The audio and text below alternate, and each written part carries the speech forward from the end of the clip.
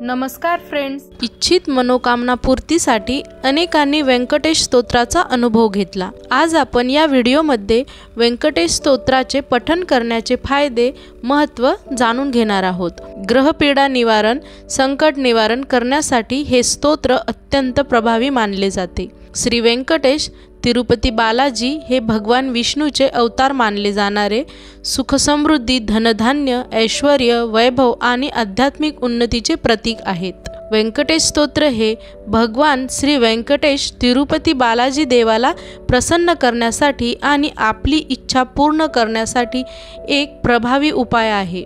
व्यंकटेश स्तोत्र एक अत्यंत प्रभावशाली स्तोत्र आहे।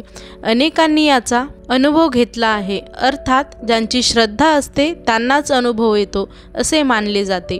श्री व्यंकटेश स्तोत्राचा पाठ श्रद्धेने आणि एकाग्रतेने करणाऱ्या अनेकांना लाभ होतो आणि श्री व्यंकटेशाचे आशीर्वाद मिळतात।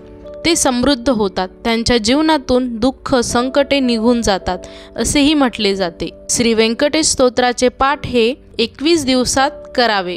कोणताही दिवस, वार, पक्ष चालतो, पण रोज मध्यरात्री 12 वाजता म्हणायला सुरुवात करावी। संपवावे आपल्या गतीने, पण सुरुवात मात्र ठीक 12 वाजता रात्री करावी।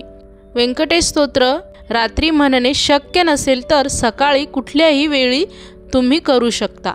या 21 दिवसात काही गोष्टी जितक्या टाळता येतील तितक्या कटाक्षाने टाळाव्यात। काम, क्रोध, लोभ, मोह, मद, मत्सर, ईर्ष्या, असत्य विचार, वर्तन, वचन, कोणावर अन्याय, मांसाहार आणि मद्यपान वर्ज करावे। रोज रात्री हे स्तोत्र म्हणताना पूर्व दिशेला तोंड करून निळ्या रंगाच्या आसनावर मांडी घालून बसावे।